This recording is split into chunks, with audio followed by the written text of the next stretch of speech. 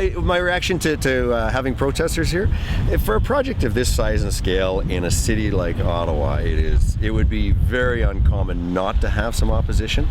We saw it on all of the other major projects, Lansdowne, even the LRT had opponents, as you know. So this is a project that's we've got a groundswell of support in the community. There's a very small group of people that have a different view of what should happen with these lands, and that's not at all unexpected. I mean, I think we have been taken to the OMB for $120. Then any private citizen can take any project to the OMB, but the OMB is finite, and once the OMB is completed, then which we expect to have a ruling sometime before Christmas, which should allow us to start in the spring. There really are no other legal avenues. We've got unanimous approval of the City of Ottawa, unanimous approval at the City of Gatineau, unanimous approval at the NCC.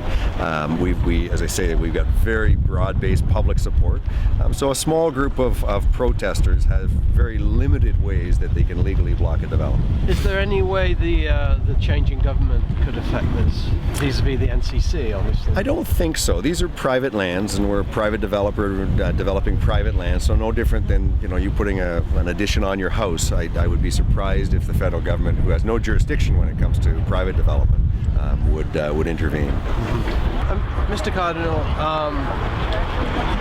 you have thrown your support behind this protest. Could you tell me why? Because this is unceded Algonquin territory.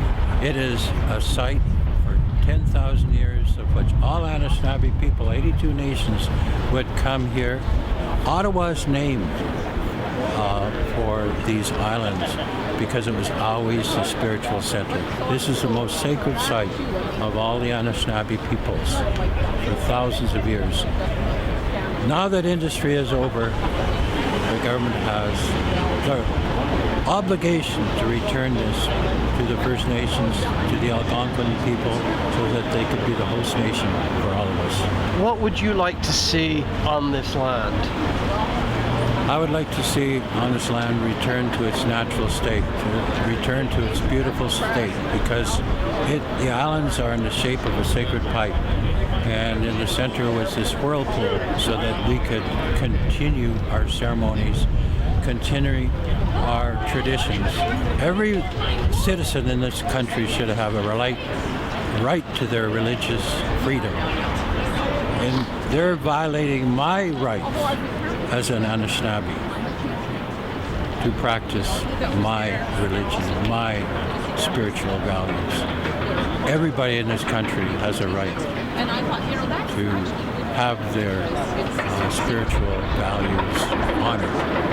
Thank you.